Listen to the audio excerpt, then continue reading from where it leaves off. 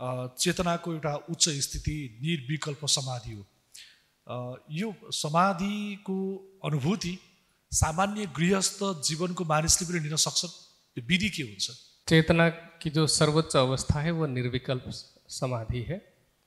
तो क्या कोई गृहस्थी इस अवस्था तक पहुंच सकता है, इस अवस्था का अनुभव कर सकता है? देखिए, लाड़ी महाशय का नाम आपने सुना होगा, काशी के बहुत बड़े योगी थे और हिमालय आकर उनके पूर्व जन्म के गुरु ने और महाअवतार बाबा ने उनको दीक्षा दी थी और उनके कई पुत्र पुत्रियां थी, एक दो नहीं, लेकिन उनके बारे में कहा जाता है कि जिस अवस्था को पहुंचने में प्राप्त करने में कमर की लंगोटी भी उतर जाए, उस अवस्था को उसकी रस में रहते हुए उन्होंने प्राप्त किया था। तो इसलिए रामकृष्ण परमहंस भी गृहस्थ थे। ऐसा नहीं कि गृहस्थ में रहने वाला ध्यान साधना नहीं करता, ये बहुत बड़ी भ्रांति है। गृहस्थ को जो भोगशाला बना दिया गया कि गृहस्थ केवल भोग ले, बिल्कुल गलत है। गृहस्थ के घर को, गृहस्थी के घर को मंदिर बनाना जरूरी है कि उस पति पत्नी प्रतिदिन स्वाध्याय करें, हवन करें, ध्यान करें, आध्यात्मिक चिंतन करें, तो सारे समाज का सुधार हो जाएगा। केवल सन्यासियों के लिए ध्यान साधना नहीं है, ध्यान साधना सबके लिए अनिवार्य होनी चाहिए। हाँ, गृहस्थी के पास समय कम है, सन्यासी के पास ज़्यादा समय है, लेकिन यदि कोई वन में भी आश्रम बनाकर बैठा रहे, वहाँ ध्यान न करे, तो सन्यास से तो गृहस्थी होना ज़्यादा अच्छा है। इसको अनुभव कस्तो हुन्छ? निर्विकल्प समाधि का अनुभव कैसा होता है? गूंगे को मिठाई खिलाकर पूछेंगे कि कैसी लग रही है।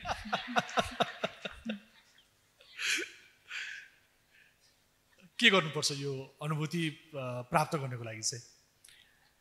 ऐसा है कि चंद्रमा बहुत सुंदर दिखता है, पूर्णमासी का चंद्रमा, कमल का फूल बहुत कोमल दिखता है, और उससे देखने वाले से पूछा कितना कोमल है चंद्रमा, ये कमल का फूल कितना बताया जाए?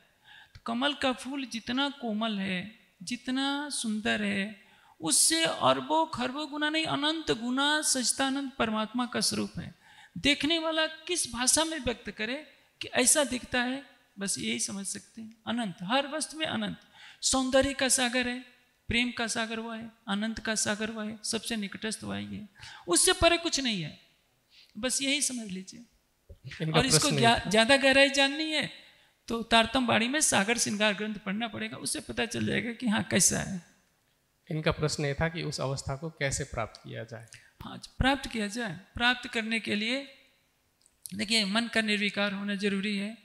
निर्विकारता के लिए साधना करनी पड़ेगी। पथ प्रदर्शक समाधि तक पहुंचने के 8 साधन हैं। अटूट श्रद्धा, सत्य ज्ञान पर श्रद्धा होनी चाहिए, गुरु के वचन पर श्रद्धा, अटूट समर्पण, परमात्मा पर अटूट समर्पण, सात्विक अल्पाहार, हमारा आहार सात्विक होना चाहिए, क्योंकि मात्रा हो जाने पर अल्पाहार, मात्रा होने पर वो भी तामसिक हो जाता है। आजकल जितने मंदिर आश्रम हैं उनमें 90% का आहार ही अशुद्ध है, ज्ञान ही नहीं है। अटूट समर्पण, अटूट श्रद्धा, अटूट विश्वास, पूर्ण पुरुषार्थ, ये सारी चीजें हैं। और सही मार्गदर्शन, अस्वस्थ होने पर औषधियों का सेवन, ये जो 7-8 साधन हैं, इनके द्वारा निर्विकल्प समाधि तक पहुंचा जा सकता है। पथ प्रदर्शक की सबसे बड़ी भूमिका होती है, आपको सच्चा पथ प्रदर्शक मिले, उसके मार्गदर्शन में आप साधना करें, अटूट श्रद्धा के साथ, समर्पण के साथ, विश्वास के साथ, पुरुषार्थ के साथ, तो आप समाधि तक पहुंच सकते हैं, गृहस्थी भी पहुंच सकता है। अब यो पथ प्रदर्शक यानी कि गुरु छनौट गर्ने विधि के हुन्छ? कसरी चिन्ने गुरुलाई? गुरु चुनने का विधि क्या है? उसकी विधि किस तरह से चुना जाए?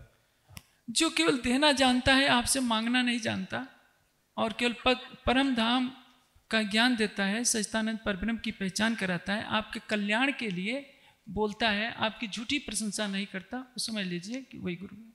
अधिक जानकारी हेतु हमारी वेबसाइट www.spjin.org पर आएं और हमारे YouTube चैनल को सब्सक्राइब करें।